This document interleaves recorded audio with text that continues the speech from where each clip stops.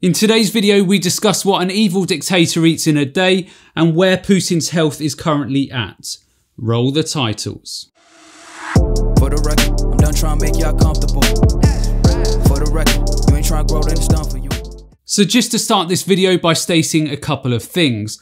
One, this video is not monetized and it would be absolutely not right to do so. And secondly, I'm not using Putin and war as clickbait to get more views. I could not give a flying monkeys about views in this situation. I am, however, super fascinated by the topic of what people eat and how this can potentially feed into their mindset. Now again, just a caveat, I'm not for 1 minute saying what Putin is eating is causing him to do what he is doing to Ukraine. He is clearly a madman. But what I am saying is that I believe there is evidence within the literature to support the fact that if people eat a poor diet, they fail to sleep correctly, they are subjected to a lot of stress and they don't exercise too often, then they may very well experience very erratic mood swings and in certain situations also experience paranoia. And given the fact that reports are suggesting that Putin is poison testing his meals, it would appear he's in that exact mind space. One thing I also want to quickly say before I get into Putin's health and diets,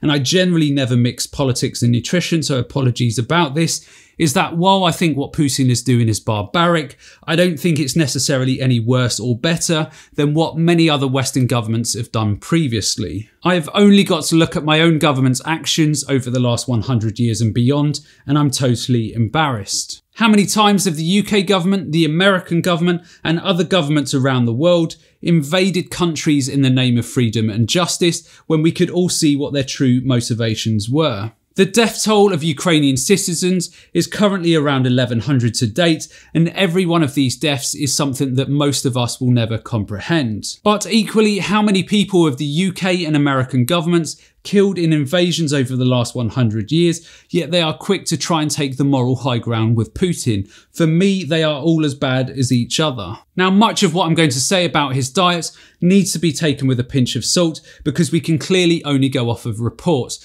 But whatever his diet and lifestyle is, it is clear as day how frail and ill he is becoming. If reports are to be believed, then he is awake until the very early hours and then he doesn't rise until around midday. Soon after waking, he will eat something like cottage cheese with something like an omelette or porridge. Again, if reports are to be believed, his favourite breakfast will be a dish of quail eggs, and then he will wash this down with fruit juices. Putin also appears to have a food tester on hand to make sure that his food has not been laced with poison. That shows the current level of paranoia that he is living with. Whatever breakfast Putin opts for, it is usually accompanied by a couple of cups of coffee. The remainder of Putin's eating patterns for the day appear to be less clear, although some report most days he will eat things like tomatoes, cucumber and lettuce, and while he eats meat such as mutton, he tends to prefer fish. Some close to Putin have also suggested that some days meals fall by the wayside because of his schedule,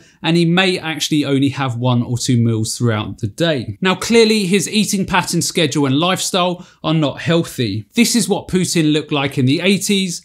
This is what Putin looked like in the 90s, and this is what Putin looked like in the early noughties. Now look at 2018, 2021 and 2022 pictures. There has been a marked downturn in his health, and there are some that are even speculating that he may be battling cancer, and this may have prompted his decision to forge ahead with the war. Others are speculating that he has a serious autoimmune disease and he is taking powerful immunosuppressants to control his illness, which may explain why he is pictured sitting away from people because his immune system may be very poor and he is scared. If Putin is taking strong steroids, then this may explain his recent pictures where he looks particularly bloated around his face and neck. Whatever is wrong with Putin's health, I would speculate on his current health trajectory. I would be amazed if he is around for another 3 to 5 years. I think his eating patterns, sleeping patterns, medications, lifestyle and clear underlying health problems are making his mind very unstable, and he is also very paranoid. Now, I would never wish death on anyone, but I do hope that he is overthrown and toppled by the people around him, and I hope that he faces war crime charges before his body gives out with whatever conditions that he is facing. Whatever happens to Putin though, I hope this needless war is ended as soon as possible so innocent people are no longer dying.